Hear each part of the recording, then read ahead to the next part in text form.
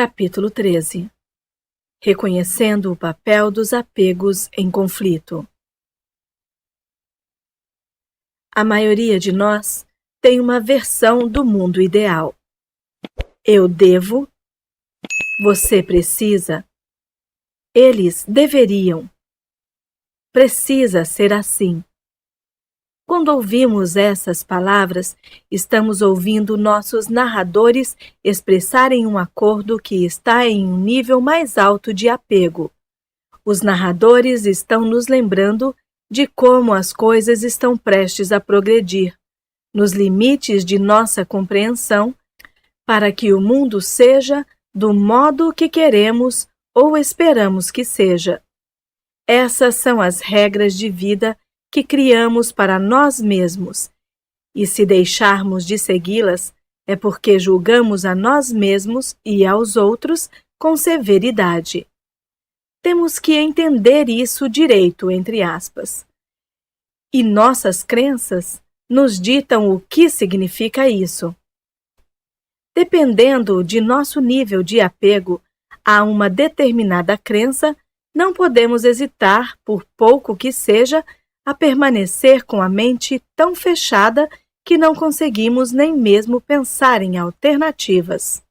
Sempre que ouvimos alguém dizer que o mundo deveria ser desta ou daquela maneira, por mais bonita que a ideia possa parecer, precisamos ter em mente que ela pode ser facilmente corrompida, pois para que o mundo esteja nesse estado ideal, o idealista precisa impor suas crenças aos outros e subjugar aqueles que se recusam a se adaptar à sua imagem perfeita do mundo. Às vezes, pensamos que a única maneira de tornar alguém uma pessoa melhor e, por extensão, tornar o mundo um lugar melhor é convencê-la de que deve ver as coisas do nosso modo. Mas existem muitas pessoas ao nosso redor que não se comportam da maneira como achamos que deveriam, e perdemos energia tentando convencê-las a ser algo que não são, em vez de permitir que sejam quem são. Quando pensamos que sabemos mais do que alguma outra pessoa, estamos nos preparando para um choque de crenças. Isso é o que corrompe uma bela ideia. A ideia pode ser qualquer coisa: comida orgânica, direitos civis, tolerância, direitos dos animais, paz mundial ou qualquer outra com ares de nobreza que você possa pensar. Um apego fanático a qualquer uma delas criará mais dano do que benefício. Depois que o apego à crença supera a importância da mensagem, ela corrompe a ideia e, consequentemente, perde-se o respeito e a liberdade fica comprometida. E sem o respeito pela liberdade de escolha, não é possível haver paz. Quando nos tornamos apegados demais a essas crenças nobres, entre aspas, usamos a culpa ou colocamos condições sobre os outros para incentivá-los a se adaptarem aos nossos padrões. Sabemos que estamos fazendo isso quando ouvimos nós mesmos dizendo coisas como: "Você não tem vergonha do que está fazendo?" Ou "Como pode ser tão insensível?" Para fazer os outros se dobrarem à nossa vontade, procuramos qualquer coisa que atinja sua estrutura emocional, e quando não conseguimos encontrar nenhum ponto sensível, podemos ficar ainda mais irritados e intransigentes. Se sentimos que um ente querido adota maus hábitos que estão lhe prejudicando, podemos achar que, ao lhe incutir medo, promoveremos uma mudança duradoura. Você pode procurar ajuda. Você tem que me deixar ajudá-lo. Você não deveria fazer isso consigo mesmo. Infelizmente, esse tipo de abordagem simplesmente causa mais sofrimento. Aquele que é coagido a fazer mudanças não faz mudança alguma. Somos todos livres para escolher nossas crenças e criar nossos apegos a partir de nosso próprio ponto de vista. Não existe um grande plano que todos devemos seguir sob pena de morte. Há 7 bilhões de pessoas que vivem no mundo. Portanto, há 7 bilhões de pontos de vista diferentes. Se cada um de nós insistisse que apenas o nosso ponto de vista é válido, então também teríamos 7 bilhões de confrontos no mundo. Enquanto nos envolvermos na luta do eu estou certo e você está errado, sempre haverá conflito. É nosso apego à necessidade de estarmos certos, ou seja, o apego à nossa presunção, que nos impede de experimentar a liberdade tanto no nosso sonho pessoal quanto no sonho do planeta. A liberdade de escolha não significa estar certo ou errado, e sim abrir canais de comunicação e respeitar uns aos outros como seres humanos, para criar uma comunidade em que uns possam compartilhar com os outros. Quando nos tornamos apegados demais a um ideal, a primeira coisa que perdemos é o respeito, primeiro pelas pessoas à nossa volta e, por fim, por nós mesmos. Embora os nossos pontos de vista possam ser diferentes, todos nós viemos da mesma fonte. A única coisa que nos separa é o apego ao nosso próprio ponto de vista e o apego à crença de que os outros devem compartilhá-lo. É aqui que começamos a colocar as condições do nosso amor um pelo outro, e esta é a fonte do conflito, defendendo nossos ideais. Uma vez ciente de suas crenças, você será capaz de questionar seus ideais e pontos de vista. Tendo consciência, esse questionamento não vai mais abalar seu alicerce. Você não vai mais ter que defender seus pontos de vista ou impor os mesmos aos outros. Se duas pessoas com crenças muito diferentes discutem, a argumentação pode nunca terminar. Na tentativa de convencerem uma a outra a mudar, a se adaptar à versão da outra em relação ao que ela acredita que seja verdade, elas criam um véu entre elas. A incapacidade delas de ouvir resulta em falta de respeito. Embora possa parecer que um lado está à frente por um tempo e depois o outro, enquanto cada lado estiver apegado às suas crenças, a batalha nunca termina. Somente quando uma pessoa é capaz de voltar atrás e ouvir a outra sem julgar, é que existe a possibilidade de ocorrer mudança. Se sempre questionarmos nossas próprias crenças, abrimos possibilidades infinitas e evitamos ficar presos em uma mente fechada que só quer estar certa. Não precisamos nos defender ou defender nossas crenças das opiniões e crenças de outras pessoas.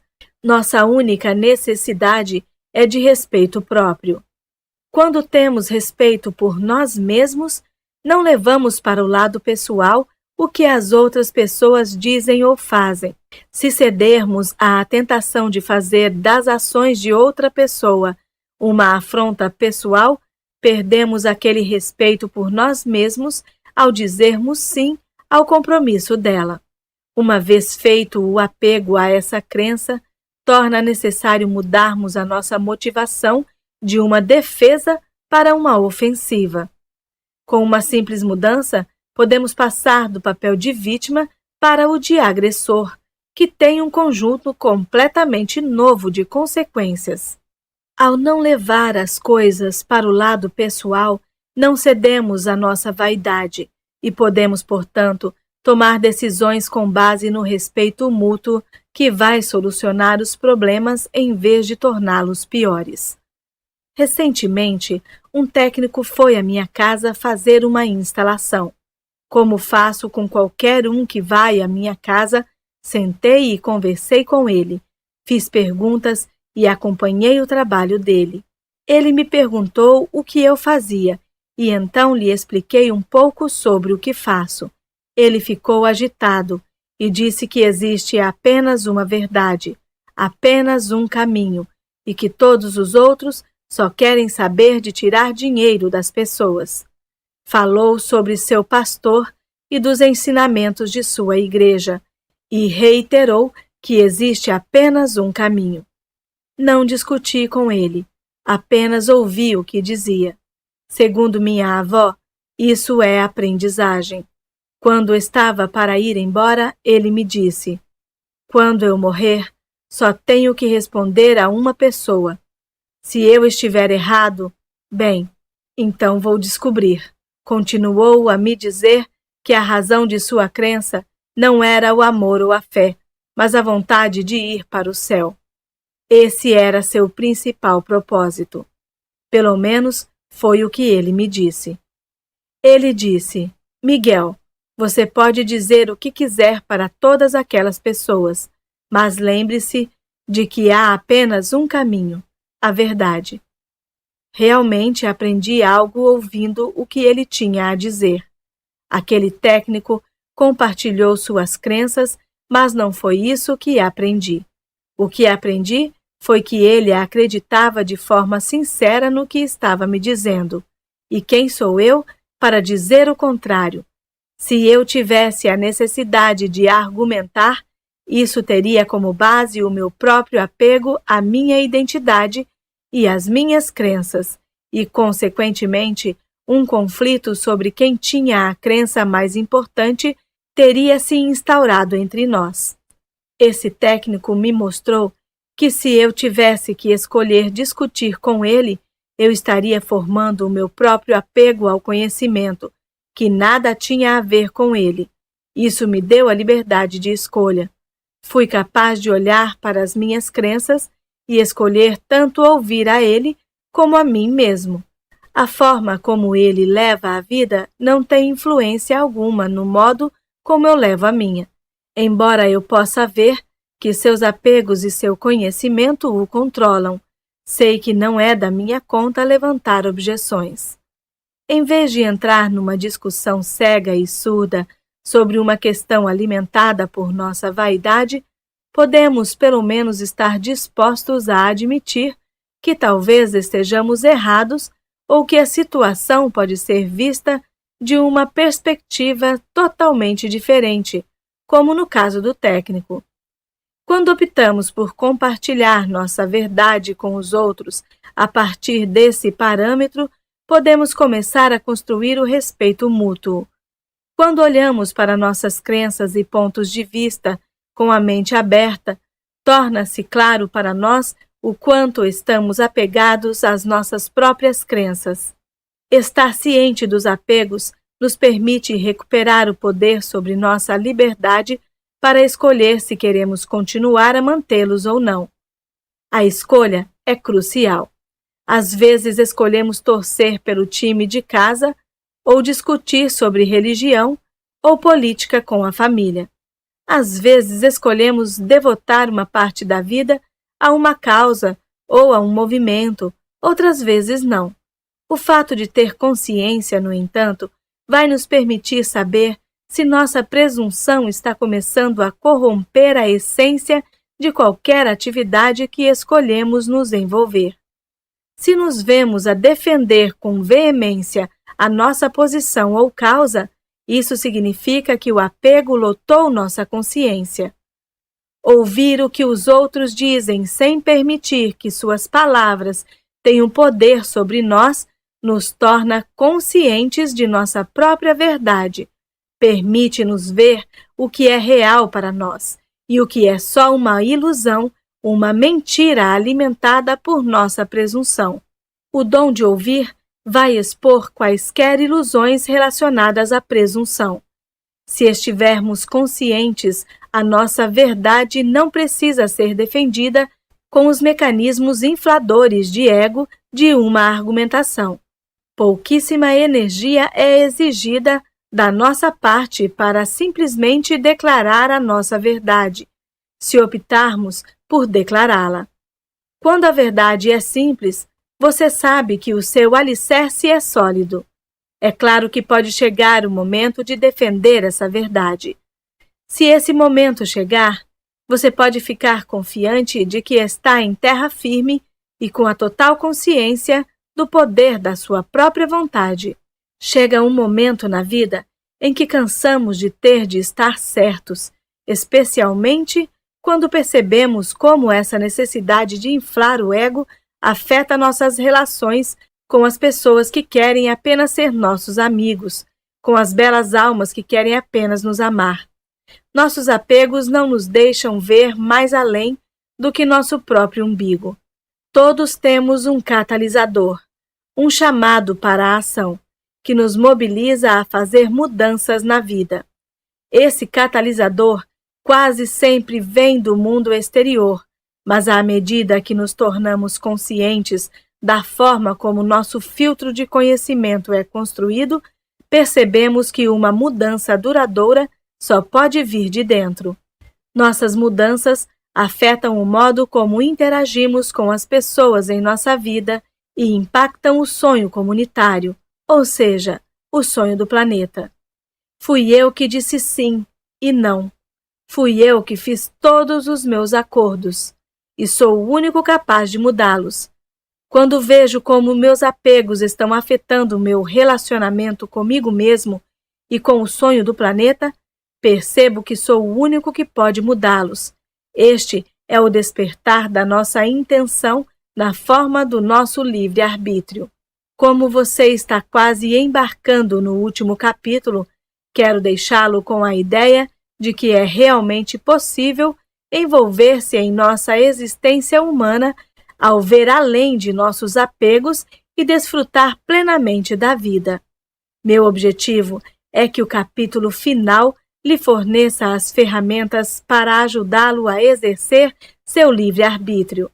Esse é o poder que você tem, o que eu celebro ao máximo.